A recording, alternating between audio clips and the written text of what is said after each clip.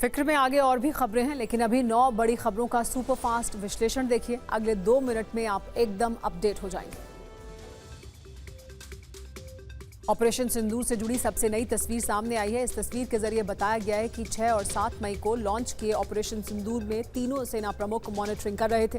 Photo में दिखाया गया है कि कैसे वॉर रूम से पूरे ऑपरेशन पर नजर रखी जा रही थी। इसमें army chief general Upendra Dwivedi, navy chief admiral Dinesh के त्रिपाठी और air force chief air chief marshal AP Singh मौजूद थे। विदेश मामलों की सलाहकार समिति की बैठक में विदेश मंत्री S जयशंकर ने कहा कि पाकिस्तान को आतंकी ठिकानों पर हमले के बाद जानकारी दी गई थी।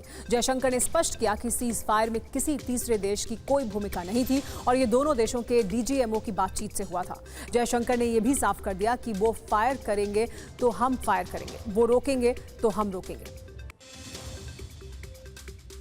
केंद्रीय गृह मंत्री अमित शाह ने आज महाराष्ट्र के नांदेड़ से उद्धव ठाकरे और उनकी पार्टी को आड़े हाथों लिया। पाकिस्तान के झूठ की पोल खोलने के लिए कई देशों में ऑल पार्टी सांसदों के डेलीगेशन भेजे गए हैं। संजय राउत ने हाल ही में इसकी तुलना बारात से कर दी थी। इस पर अमित शाह ने कहा कि अगर इस वक्त बाला साहेब ठाकरे जिंदा होते तो पाकिस्तान पर स्ट्राइक के बाद PM मोदी को गले से लगा लेते। पाकिस्तान के लिए जासूसी के आरोप में गिरफ्तार ज्योति मल्होत्रा को 14 दिन की न्यायिक हिरासत में भेज दिया गया है। इस बीच हरियाणा पुलिस को ज्योति के पास से बरामद इलेक्ट्रॉनिक गैजेट्स की फोरेंसिक रिपोर्ट मिल गई है। दानिश के साथ चाट और उसकी पाकिस्तान यात्राओं का सारा ब्यौरा ज्योति के मोबाइल फोन और इलेक्ट्रॉनिक गैजेट्स में दर्ज है। कांग्रेस ने गौरव गोगोई को असम का प्रदेश अध्यक्ष नियुक्त किया है। इसके अलावा 3 वर्किंग प्रेसिडेंट जाकिर हुसैन सिकंदर, रोजलीना तिर्की, प्रदीप सरकार भी नियुक्त किए गए हैं। गौरव गोगोई भूपेन कुमार बोरा की जगह लेंगे। असम में अगले साल विधानसभा चुनाव है। राज्य में वर्तमान में BJP की सरकार है।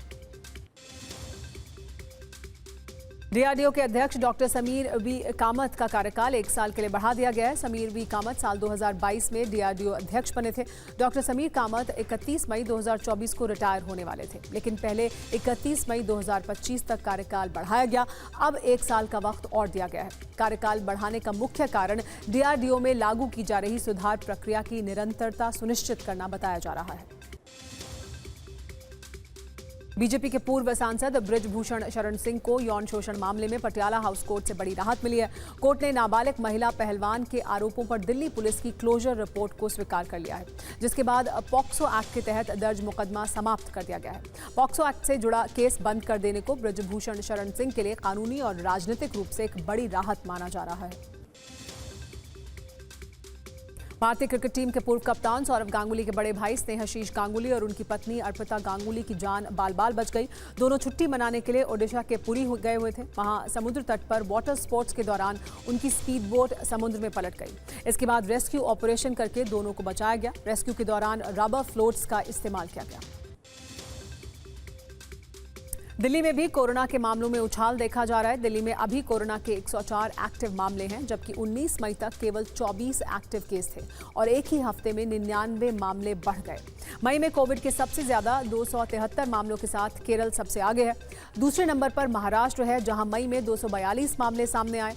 रिपोर्ट के मुताबिक साउथ एशिया में JN.1 वेरिएंट के फैलने से कोविड मामलों में उछाल आया है।